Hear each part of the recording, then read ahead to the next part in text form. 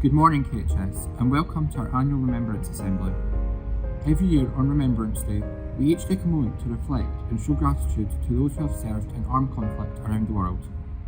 However, 2021 is a significantly important year for Remembrance, as it marks 100 years since the formation of Poppy Scotland and the adoption of the poppy as the symbol of remembrance. For this year's assembly, we have chosen the theme of Memories and the Past, as we take a closer look at the lives and experiences of those who have served. We are now going to show you a short video featuring ex-servicemen and women who are discussing their memories of their time serving. People perhaps don't realise it, but it's a dreadful experience. Especially for young boys of 18 and 19 and 20, when all their comrades round about them are being killed, you're virtually living under a death sentence and you just don't know what's going to happen tomorrow. We were then called into action against the foreign invading troops of Indonesia. That was quite fearful because most of the chaps were around about my age, between the ages of 18 and 20, and we had never actually seen action, and that's the one thing you don't want. Things happened that obviously I can't really explain. It is a dreadful experience that we will never forget, in fact something that we cannot even explain or describe to others. People need to know why the poppy is so important. Well, I think it's always important to remember people that have fought for your country, trying to keep us safe. It reminds me of our forefathers. The memories goes back to the fields of Flanders. For me, remembrance is remembering the people that are still serving as well as those that have died. The poppy is actually means a lifeline. And it must be acknowledged. They are serving their country, they are putting their lives at risk for us. People have fought and died for this country and for the freedoms that we have today. And the poppy appeal means a lot to me because it's from the heart. It's from the heart. Yeah, that's it. We must never allow such carnage to return. How do we stop it? And I wish to God somebody would just sit down and turn and say, let's stop this, carry on. Other than that, I'm afraid I can't go any further. It is important to remember that whilst we reflect on the service of those who have fought in the past, right now many more men and women are being sent to fight in armed conflict around the world in order to protect the peace that we take for granted. To bring this to life, a group of first year pupils have been working on a dramatised story which they are going to perform for you now.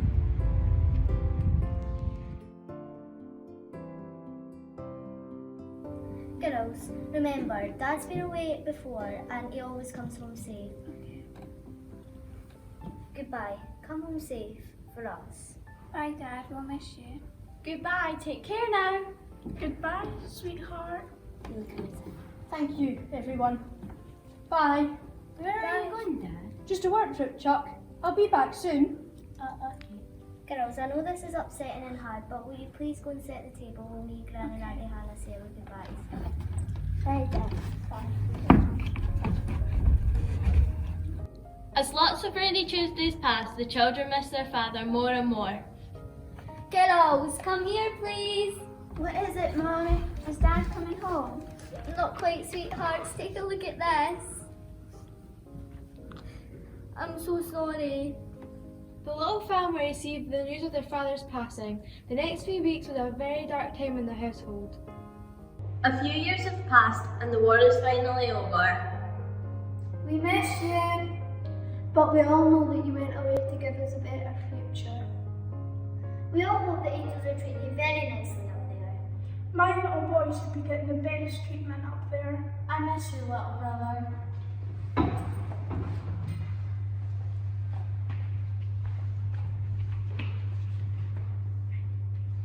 We will remember them. They shall not grow old, as we that are left grow old. Age shall not weary them, nor the years condemn. At the going down of the sun, and in the morning, we will remember them.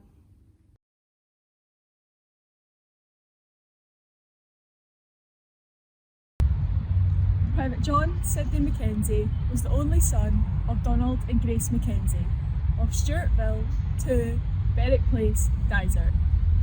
He attended the high school and on leaving he took up a position in apprenticeship with the Bank of Scotland on the 20th of February 1912. He enlisted in the Black Watch, 1st 6th Battalion, and in due course was posted to Belgium. He was awarded the Victory Medal and the British War Medal.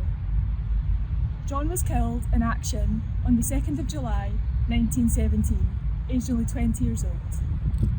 He is buried in grave 1E3 at Lamerting New Military Cemetery, Ypres. He is commemorated on a gravestone in Dysart Cemetery and on the Bank of Scotland's Roll of Honour. He is also recognised on Kirkcaldy High School's War Memorial.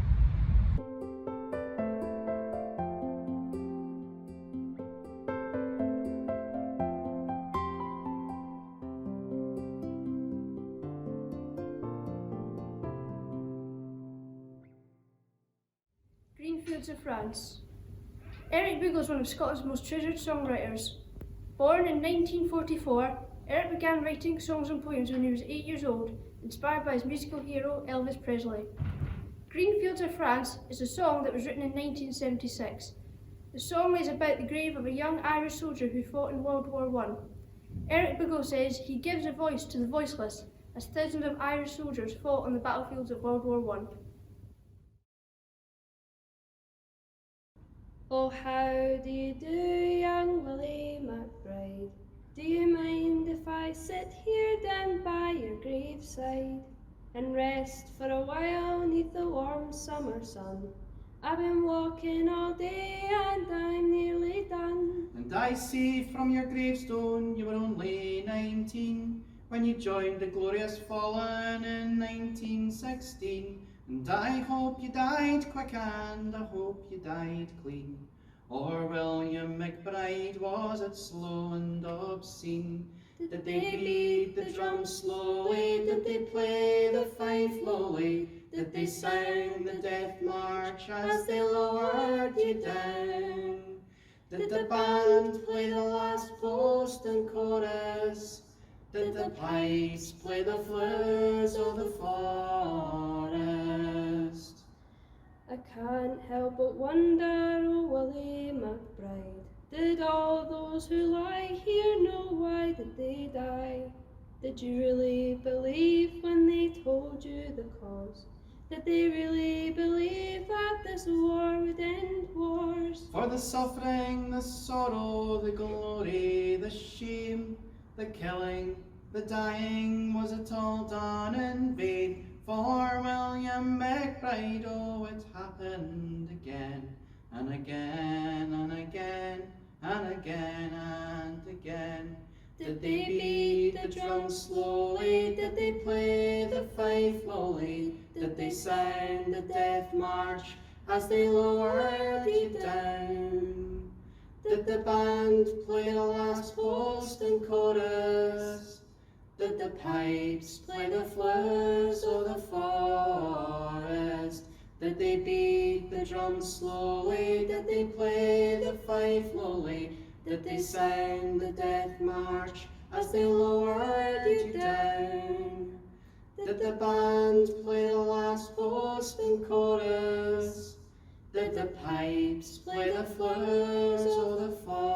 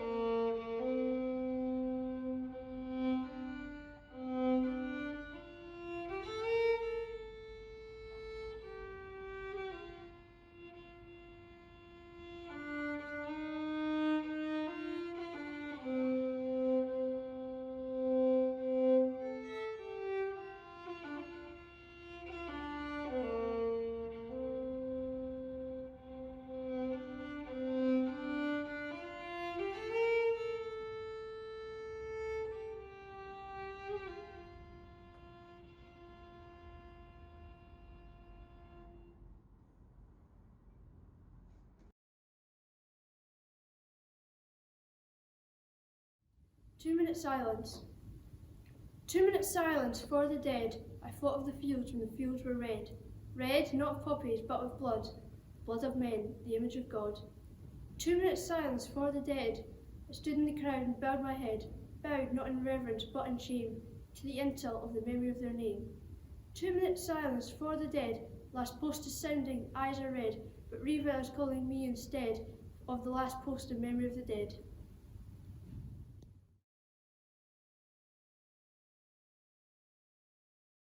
Lieutenant John Jack Sutherland Lockhart was born in Kirkcaldy and he attended Kirkcaldy High School. He also attended Merchiston Castle School where he played rugby for the first 15. When he left school, he joined his family business and took an active part in the social life of the town. John was also a secretary of the Kirkcaldy Rugby Club and a member of the Kirkcaldy Golf Club.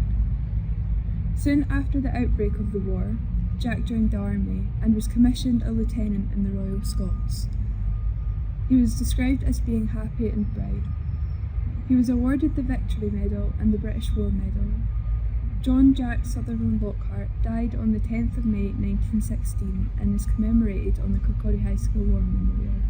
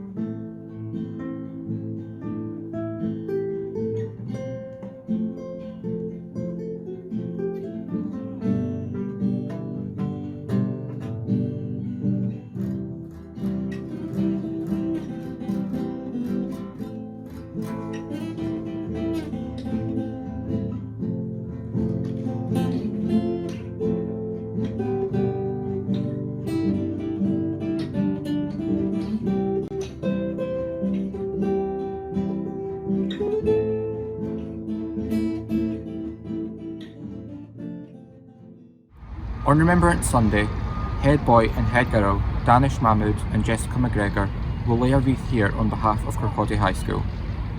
As always, we will remember them.